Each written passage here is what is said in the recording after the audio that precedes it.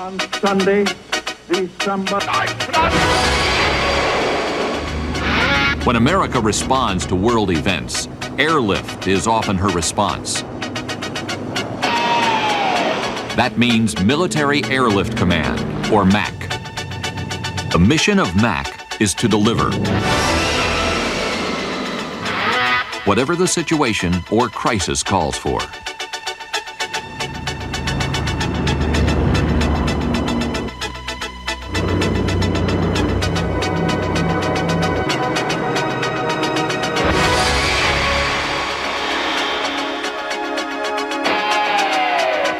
Throughout her history, she has done so.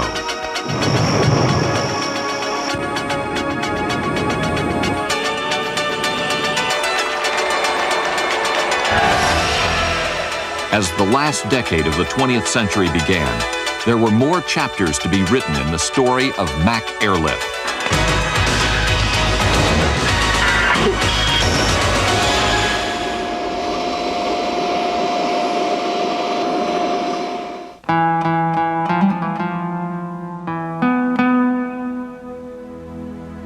Tensions were growing between Panama and the United States. The source? Panamanian strongman Manuel Noriega. In 1988, the U.S. indicted the Panamanian leader on drug trafficking charges. 1 year later, conditions had gone from bad to worse in Panama as Noriega nullified a national election and took a tighter hold on its people. Last Friday, Noriega declared his military dictatorship to be in a state of war with the United States and publicly threatened the lives of Americans in Panama. The very next day, forces under his command shot and killed an unarmed American serviceman, wounded another, arrested and brutally beat a third American serviceman, and then brutally interrogated his wife, threatening her with sexual abuse. That was enough. As president, I have no higher obligation than to safeguard the lives of American citizens. And that is why I directed our armed forces to protect the lives of American citizens in Panama and to bring General Noriega to justice in the United States. President Bush made the decision. Proceed with Operation Just Cause. MAC played a crucial role in the operation. Within hours of the final go-ahead, over 3,000 Army Rangers and paratroopers with all their gear and equipment boarded MAC planes. Your gut was a little in a knot because you didn't really know what to expect. You were flying into something that you just didn't know what was going to be going on. Operation planners called on MAC to perform a massive airdrop. The largest combat airdrop since the Normandy invasion in World War II.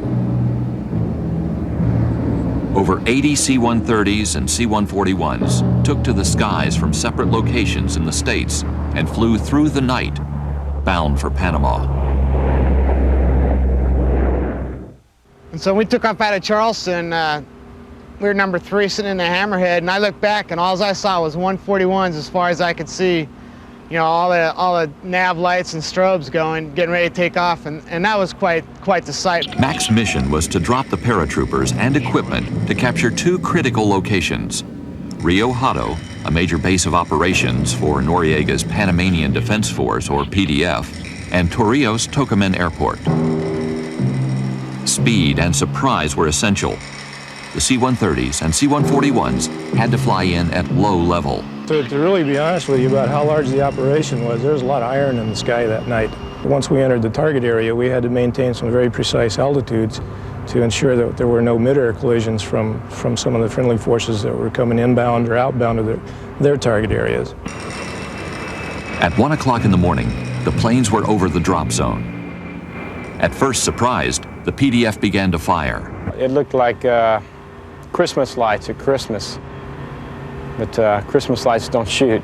Your adrenaline really started going when you slowed down and you opened up your paratroop doors. And as you got closer in, you know, you could see a little bit of small arms fire coming up.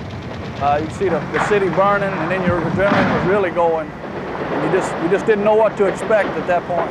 Our loadmasters kind kind of let us know in no uncertain terms that we were leaking hydraulic fluid all over the back of the airplane. They were taking 50 caliber heavy machine gun rounds in the back of the airplane. Some of those were hitting all around our loadmaster's feet, and so they were kind of standing still trying to be small. Even though many MAC planes were hit, all of them made it back home. It's the first time I'd ever gotten shot at. People said, were you scared? I said, well, yes and no. I was too busy inside our cockpit concentrating on getting the drop-off, lining everything up in order to be really scared. When the sun rose, it was evident that Noriega's days were numbered. The troops landed on target, quickly capturing both airfields. More U.S. troops landed and fanned out to attack PDF strongpoints. During the 8 weeks of Operation Just Cause, MAC planes transported more than 40,000 personnel and 21,000 tons of equipment to help bring an end to Noriega's corrupt regime.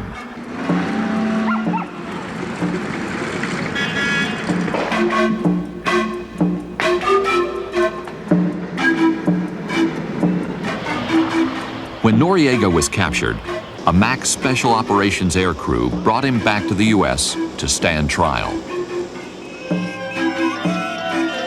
Panama was free.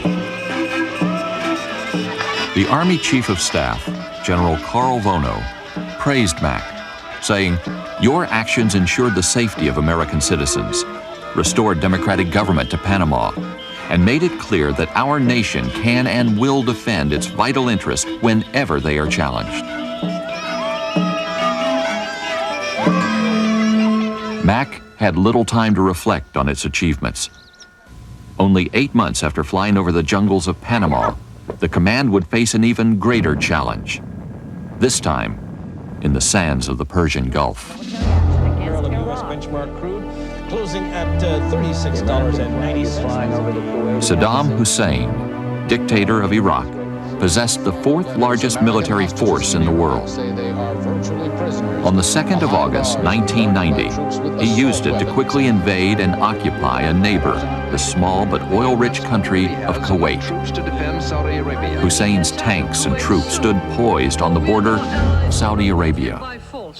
The rulers of Kuwait, Saudi Arabia, and countries throughout the region called for help. The U.S. and her allies responded with Operation Desert Shield. The main goal of the operation was to stop Hussein if he decided to invade Saudi Arabia. To accomplish this, the U.S. had to move enough men, women, and equipment 7,000 miles to the Persian Gulf as fast as possible. The fastest way was airlift. This was to become one of MAC's finest hours. The MAC command post at Scott Air Force Base, Illinois, operated 24 hours a day, coordinating the hundreds of military and civilian reserve air fleet planes to the Persian Gulf and back again. MAC used nearly all of their C-141 and C-5 aircraft for the massive strategic airlift. The commander-in-chief of MAC, General H.T. Johnson, also activated the Civil Reserve Air Fleet, or CRAF. These commercial airliners brought over nearly 2/3 of the U.S. troops in the Gulf. Sealift also began moving vast quantities of heavy cargo. But during the first month, nearly everything arriving in the Gulf region got there by airlift. What really stuck out in my mind initially was every base that we went into in Europe was packed. There were 141 C-5s, craft airplanes everywhere. People were parking on taxiways, billeting was overflowing, meals were a problem. There was just so much mass movement so fast that nobody had a chance to catch up to what we were doing. Only 5 days after Iraq invaded Kuwait, the first U.S. planes to land in Saudi Arabia were C-141s. They carried airlift control teams and advanced elements of the 82nd Airborne Division. Soon, a virtual tidal wave of transport planes would flow into the desert. More than 120 MAC planes came out of the sky every day, delivering their cargo on flight lines with names like Riyadh, Jubail, Thumrait, Dhahran. One plane every 11 minutes. Dhahran in the early goings was wall-to-wall planes. Literally planes would be holding until a plane took off so another plane could land. There was just, and it wasn't just all airlift. You have to remember at the same time they were bringing in fighter planes. They were running air-capped sorties. We thought we were about to be in the middle of a war any day. Temperatures on the flight line often reached 130 degrees Fahrenheit and higher. It was extremely hectic those first 30 days, and there's a lot of people, and myself included, who think that the first 30 to 45 days were more stressful just because of the uncertainty of what was going on. Nobody knew what was going on. The situation was changing all the time. We never knew what Saddam Hussein was going to do up north, and he certainly had the equipment to move all the way down into Saudi Arabia. And of course, the workload and the pace of what we were moving was extremely high. By the end of the first month, Mac had flown 91,000 troops and 72,000 tons of cargo to the desert, enough people and material to roughly equal the size of a small U.S. city. It was enough to convince Hussein to stop where he was. Several months later, in January 1991, Operation Desert Shield became Desert Storm. The coalition strategy switched from defense to offense. The decision was made to drive the Iraqi forces out of Kuwait. Mac had to deliver even more soldiers and equipment, enough to launch a giant offensive. The total amount of airlift was staggering.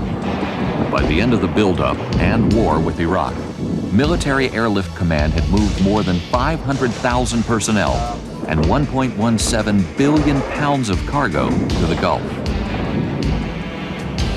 Those amounts don't include what Mac delivered within theater, shuttling personnel and cargo up and down the Saudi Arabian peninsula. Never had a nation moved so much, so fast, so far. The men and women of Mac shouldered much of it. The airlift people should be proud as they can be of all of the efforts that they all did. And it's not just the flyers, but the maintainers, all the cargo handlers, all the support people. America really did count on us, and we really did came through. We really were magnificent. Operation Desert Storm began on 17 January 1991. Tactical fighters and strategic bombers took off to rain destruction on Iraqi forces. The bombardment was relentless. Thanks to Mac's Desert Express, critical parts for these fighters and bombers arrived every day from the East Coast. It would keep these planes in the air, and the pounding going non-stop. While the air war continued, preparations for the ground assault began. General Norman Schwarzkopf, leader of the coalition forces, wanted to outflank Hussein's defenses along the Saudi-Kuwaiti border by moving troops to the Saudi-Iraqi border. Part of the Desert Storm plan was one of deception. One of our biggest jobs that we had over here was to move major elements of the 18th Airborne Corps starting on the day after the bombing started. C-130s deployed thousands of paratroopers, hundreds of vehicles, and all the support equipment needed to sweep around the dug-in Iraqi troops. Over 1,000 C-130 missions were flown. Hussein never caught on until it was too late.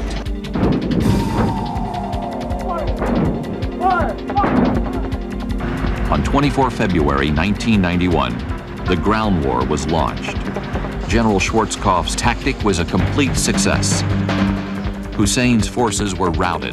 They surrendered by the thousands. 100 hours after the ground war started, Hussein called it quits and started to comply with the demands of the United States and our coalition partners.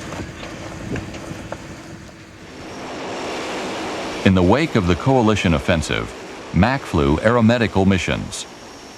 One news reporter filed this report after flying with a C-130 medevac mission. We departed Jubail Air Base in Saudi Arabia and flew north. We landed not at an air base. In fact, there wasn't even a runway. We just landed on the desert sand near a battlefield next to a mobile Army surgical hospital. It was nighttime. It was raining and the winds were gusty. Certainly not an easy task for the pilots. The job for those in the back of the plane was not less difficult. They loaded on 50 wounded soldiers, some in critical condition.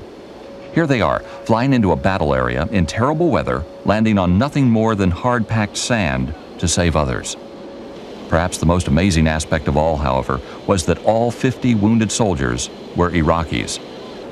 As I stood back and watched, I realized that America is not only a powerful nation, it is also a good nation.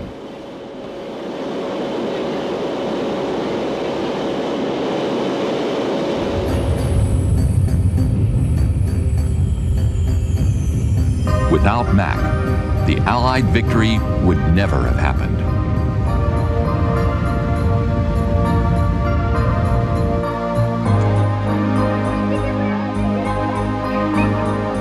In late March, hundreds of thousands of Kurds fled their homes as Iraqi military forces brutally repressed their bid for autonomy.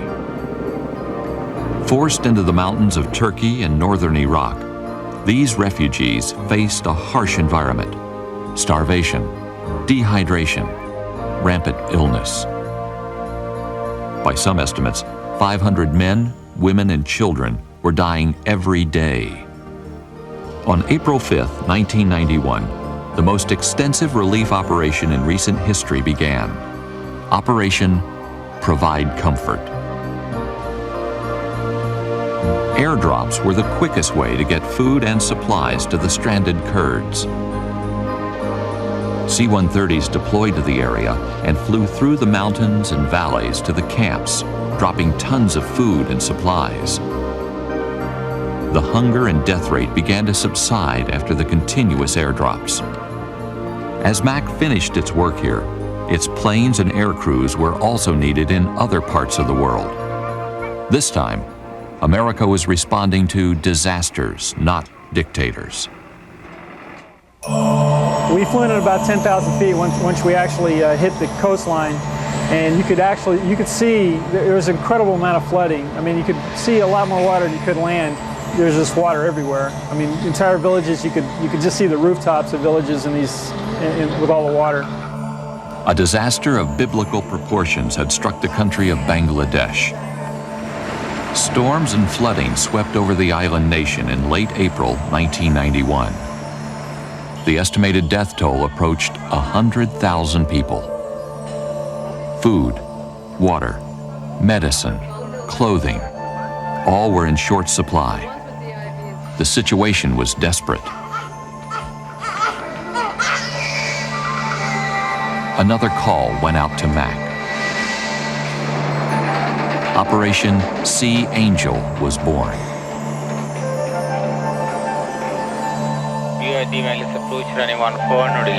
For 5 weeks, from May to June, MAC flew nearly 400 people and 572 tons of cargo as part of the joint relief effort. U.S. Marine helicopters and Navy ships completed the delivery.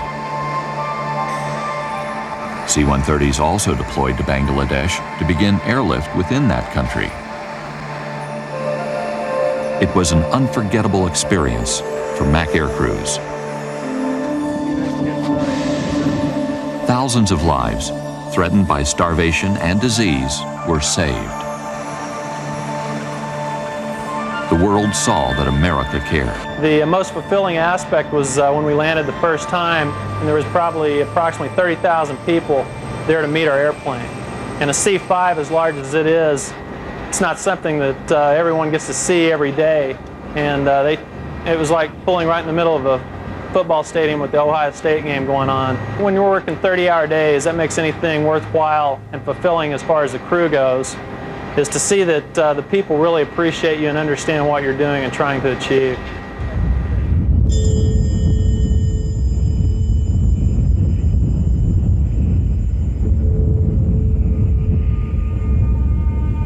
In June of 1991, after 600 years of silence, Mount Pinatubo erupted, spewing ash for thousands of miles. thousands of people had to be evacuated from Clark Air Base and Subic Naval Base in the Philippines.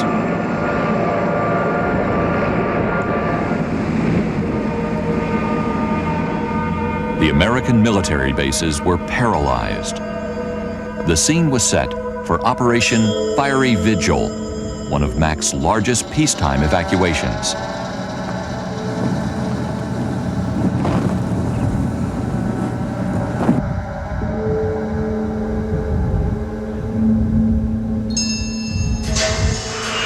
More than 19,000 men, women, and children were airlifted from the Philippines to Guam and then to the United States. A lot of them were tired, dirty, they hadn't been able to shower in a long time, haven't been able to wash.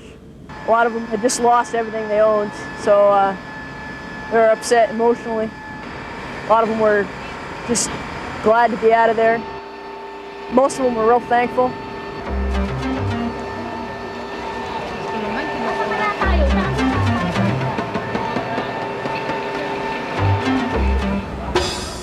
The command also carried hundreds of pets over to the United States.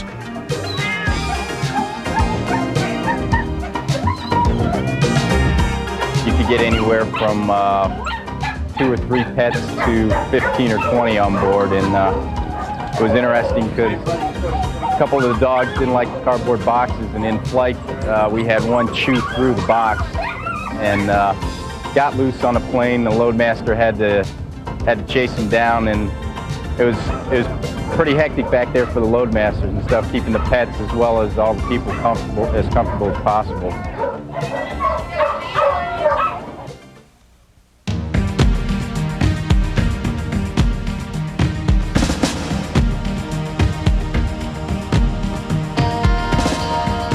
From 1989 to 1991, MAC faced some of her greatest challenges, from Central America to the Middle East to the Pacific. Within the same time period, the command has also celebrated 50 years of operation. For a half century, MAC has always been there. Anything, anywhere, anytime. MAC is proud to be support America can always count on, now and into the future.